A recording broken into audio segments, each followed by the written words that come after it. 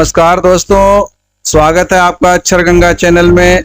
मैं हूं उमेश आचार्य और आज मैं आपके लिए कक्षा 12 के हिंदी की जो उत्तर प्रदेश बोर्ड में पुस्तक है चलती, उसमें संस्कृत खंड से एक पाठ लेकर के आया हूं जिसका नाम है जातक कथा।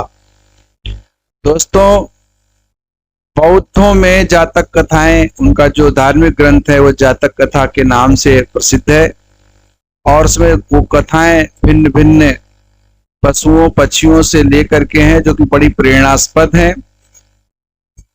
ऐसे ही दो कथाएं आपके पाठ्यक्रम में सन्निहित हैं और उसमें पहली जो कथा है वो जातक कथा में उलूक जातकम। थोड़ा इसमें देखिएगा, इसमें बड़े आके मात्रा छप गई ज्यादा, जाताकम लिख गया है, जातकम है, तो उलूक जातकम। तो आपने बहुत सारी कहानियां सुनी होंगी, ऐसी ही एक कहानी इसमें है इस प्रकार की कि जब सबसे पहले सृष्टि आरंभ हुई और मनुष्य बने, पशु पक्षी बने, ऐसा माना गया, तो सब लोगों ने अपना अपना राजा चुन लिया। तो पक्षियों को भी अपना राजा चुनना था और उन्होंने भी चुना, तो एक उल्लू को राजा बना दिया गया और उसका विरोध हुआ। तो वो जो है कहानी छोटी सी इसमें दी गई है। आइए हम जानते हैं इस कथा के माध्यम से, और इसका जो अनुवाद है ये आपकी परीक्षाओं में पूछा जाता है, इसलिए उस अनुवाद को ध्यान से देखेंगे। देखिए, अतीते लिखा हुआ है। अतीते, अतीत माने होता है जो बीत गया। अतीते, और फिर वही विभक्ति यहां पर भी दिया है। देखिए दोस्तों, अतीते प्रथम, जब भी कभी ऐसी स्थिति आती है कि एक ही विभक्ति अतीते बालक की तरह रूप चला है, यहां प्रथम कल्पः, कल्पे वो भी बालक की सप्तमी विभक्ति इसमें भी है, तो सप्तमी का जो चिन्ह होता है वो होता है में और पर, में पर। तो अतीते प्रथम कल्पे, प्रथम कल्प अतीत हो जाने पर, पहला कल्प भी, कल्प एक कालखंड है, मनवंतर, कल्प, युग, आप जानते हैं ये सब युग और ये सब कालखंड है। तो ऐसा कहा जाता है कि पहला जब कल्प बीत गया, उसके बीत जाने पर जनाह, ये देखो प्रथमा विभक्ति में आया है, और ये प्रथमा विभक्ति में जब आता है दोस्तों तो क्या होता है, ये कर्ता के रूप में हो जाता है।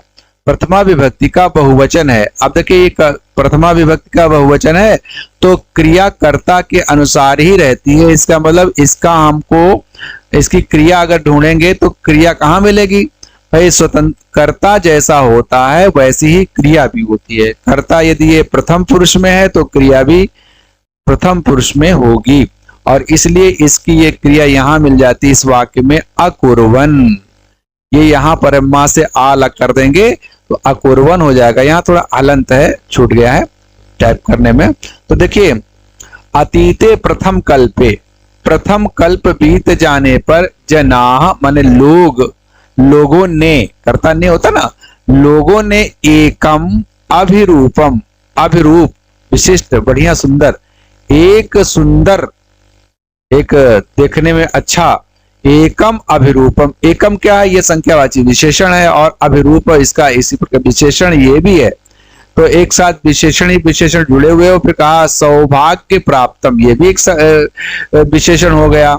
सर्वा आकार परिपूर्णम, ये भी विशेषण हो गया, सभी आकार प्रकार से परिपूर्ण। अब ये जो शब्द आया, पुरुषम राजानम, पुरुष राजा, यानी पुरुष को राजानम अकुर्वन, यानी पहला कल्प बीत जाने पर लोगों ने एक सुंदर सौभाग्य प्राप्त सभी प्रकार के आकार प्रकार से परिपूर्ण, अच्छा देखने में, ऐसे पुरुष को राजानम अकुर्वन, राजा बना लिया था, राजा बना, ऐसे पुरुष को राजा बना लिया था। ये द्वितीय का प्रयोग यहाँ किया है, इसलिए राजा किसको बना लिया? तो ऐसे पुरुष को बना लिया जो कि सब प्रकार के आकार प्रकार से और सौभाग्य प्राप्त एक बड़ा सुंदर व्यक्ति था, उसको राजा बना लिया। जैसे ही पहला कल्प बीत गया, यानी प्रथम कल्प बीत जाने पर दूसरा कल्प शुरू हुआ होगा, इसका मतलब जो है कि तब जो है राजा बनाया। अब देखिए, अब राजा जब बना लिया तो पशुओं ने भी सोचा भाई राजा होना चाहिए, पशुओं में भी, तो लिखा चतुष्पदा अपि, चतुष्पदा। तो चतुष्पदा का मतलब होता है चार पैर जिनके उनको चतुष्पदा कहेंगे। अब चार पैर हैं तो चतुष्पदा। तो चार पैर जिनके होते हैं, ऐसे चार पैर वालों ने भी चतुष्पदा अपि, अपि माने भी, और सन्निपत्य, यहाँ समधन निपत्य, एक स्थान पर बैठ करके, अर्थात एक स्थान पर इकट्ठा होकर के, एकम सिंहम, एक सिंह को राजानम अकुर्वन, एक सिंह को राजा बना लिया। यानी जो पशुओं ने शेर को राजा बना लिया, इसका मतलब हुआ कि पहले आया है पुरुष को राजा किसने बना लिया, एक सुंदर पुरुष को मनुष्यों ने बना लिया, लोगों ने बना लिया, जनाह आया। उसके बाद एक शेर को राजा किसने बनाया, चतुष्पदों ने बना लिया, नहीं पशुओं ने बना लिया। और तथा माने उसके बाद शकुनि गणा, उसके बाद शकुन गणा का तात्पर्य है, शकुन माने पक्षी होता है। तो पक्षियों ने भी सोचा भाई सब में जब राजा है तो अपना भी तो कोई राजा होना चाहिए। तो पक्षी लोगों ने हिमवत प्रदेश से, हिमवत माने जो बर्फ, हिमवत माने हिमालय, हिमालय प्रदेश माने क्षेत्र, हिमालय क्षेत्र, हिमालय पर, हिमालय प्रदेश में, हिमालय क्षेत्र में एकस्मिन पाषाणे, एकस्मिन इसमें भी सप्तमी विभक्ति है और इसमें भी सप्तमी विभक्ति है। तो एक पत्थर पर सन्निपत्ति यानी एकत्रित होकर के मन, अब देखिए आया, कोट किया गया है कि मनुष्य राजा प्रज्ञायते, मनुष्यों में भी राजा सुना जाता है और वैसे ही राजा चौपायों में भी, यानी पशुओं में भी है। पर पक्षी विचार कर लेते हैं कि देखो सब लोगों में राजा है और हमारे बीच में कोई राजा नहीं है, इसलिए आगे आया है अस्माकम। अस्माकम ये षष्ठी विभक्ति है, अस्मद रूप है, बहुवचन में हमारे, पुनः अनंतरे, पुनः अंतरे राजा नास्ति। तो फिर हमारे मध्य में कोई राजा है ही नहीं है राजा। तो जब ऐसा कहा कि हमारे मध्य में राजा नहीं है, तो अब एको राजस्थाने स्थापितव्यः, देखिए एक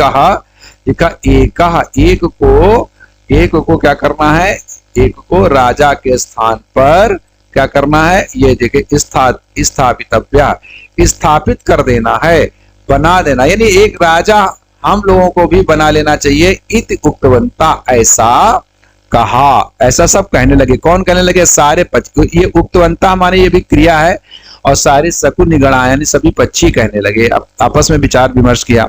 अथ ते, फिर देखिए किसी कहानी का आरंभ करते ना तो चलती अथ तथा ऐसे शब्द आते हैं।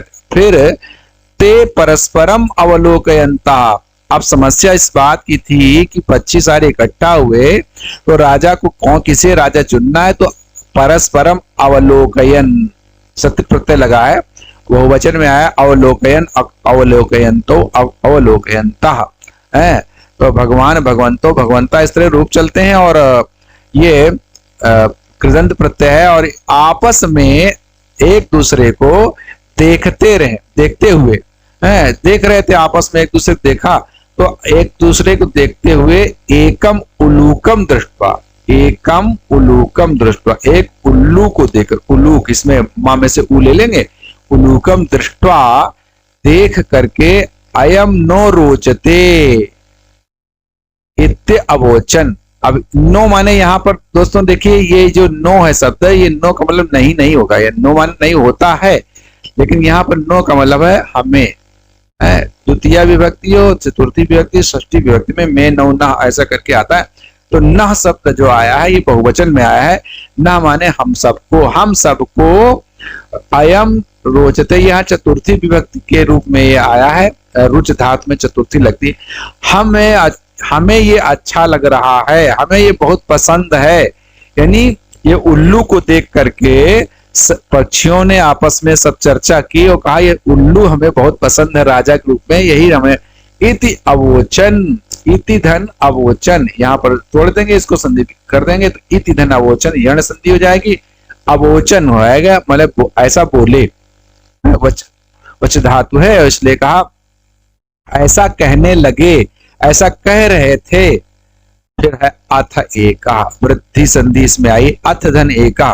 फिर एका शकुनी, एक पक्षी वहां से उठा कि भाई सबका विचार जान ले, सबका मत मिल जाए, सबकी वोटिंग हो जाए, तो इसलिए एक शकुन, एक पक्षी, सर्वे साम, सभी के मध्य, सब लोगों के बीच में आशय ग्रहणार्थम, उनका विचार जानने के लिए, उनका मत जानने के लिए कि भाई हाथ उठा, पहले क्या होता है चुनाव ऐसे हो जाता था, हाथ उठा दिया जाता था, लोग जो ओम बोल देते थे, कहीं कुछ कह देते थे। अब ऐसे इलेक्ट्रॉनिक वोटिंग मशीन तो थी नहीं, ईवीएम होती तो ऐसे वोट होता, राजा बनता, ऐसे तो नहीं। इसलिए कहा सभी के मध्य में उनका विचार जानने के लिए, ग्रहण करने के लिए त्रिकत्व अश्रावयति।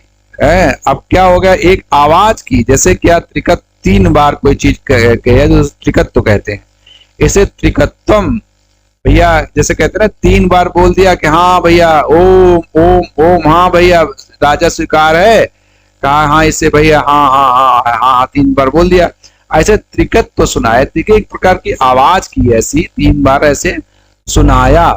तथा तो तीन बार जब ऐसे त्रिकत्व सुनाया सबका मध्य का आशय ग्रहण करने के लिए, तो अब तथा उसके बाद क्या हुआ, एका काका, एक कौआ उठ करके उठाए, एक कौआ उठा और उसने कहा तिष्ठ तावत, अरे ठहरो भाई, अभी ठहरो जरा, तिष्ठ तावत, तो रुको थोड़ा सा, अस्य तस्मिन राज्याभिषेक काले, कहा इसका माने उल्लू का, अस्य एतस्मिन इस राज्याभिषेक जब हो रहा है उल्लू का, ऐसे राज्य तिलक के समय, एवं रूपम मुखम, ऐसा रूप और मुंह, क्रुद्धस्थ चकीद्र संभव, कहा जब ये राज्याभिषेक हो रहा है, इस खुश है बहुत ज्यादा और हर तरह से प्रसन्न है, तब इसका एक रूप देखो, एक चेहरा देखो, और कहीं जब ये राजा बन जाएगा तो क्रुद्धस्य कीदृशम भविष्यति, ये जब नाराज होगा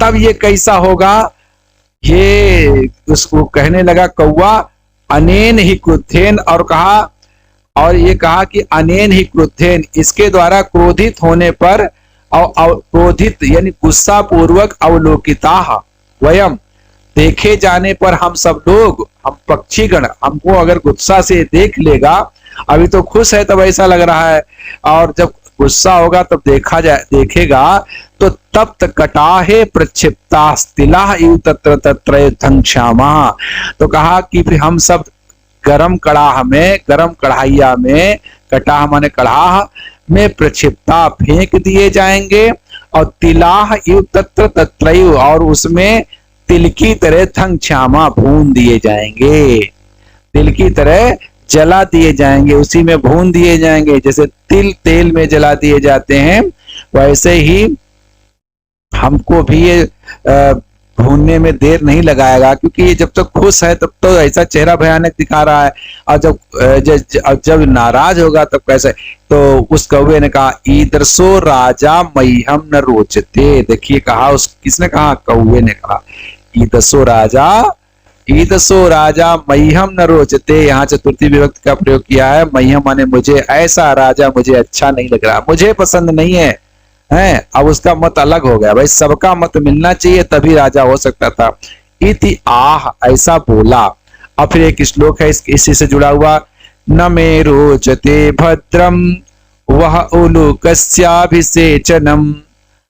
अक्रुद्धस्य मुखम पश्य कथम क्रुद्धो भविष्यति, कहा कि न मे रोचते भद्रम, मुझे ये भद्र नहीं लग रहा है, कहीं से भी अच्छा नहीं लग रहा है, वह माने तुम लोग, अब वह देखो ये है युष्मत शब्द, युष्मत शब्द में जैसे अस्मत में नौना होता है, वैसे ही उसमें भी पहले द्वितीया में तो वाम वाह, और ऐसे ही त्वाम वाह ऐसे चलता है, वाम वाह, फिर ते वाम वाह, पहले त्वा होता है, फिर ते वाम वाह, तो वह जो है, जैसे न आया था अस्मद में बहुवचन, ऐसे ही वह माने तुम सबको, तुम सबका। तो कहा तुम सबका जो है उल्लू का अभिषेक करना, यानी तुमने राजा जो उल्लू को बना दिया है, ये न मे रोचते भद्र, मुझे अच्छा नहीं लग रहा है, मुझे ये बिल्कुल पसंद नहीं है। अकृतस्य मुखम पश्य, ये जब अक्रुद्ध है, न क्रुद्धा नहीं तत्पुरुष है, कहा जब क्रुद्ध नहीं, नाराज नहीं, तब इसका मुंह देखो।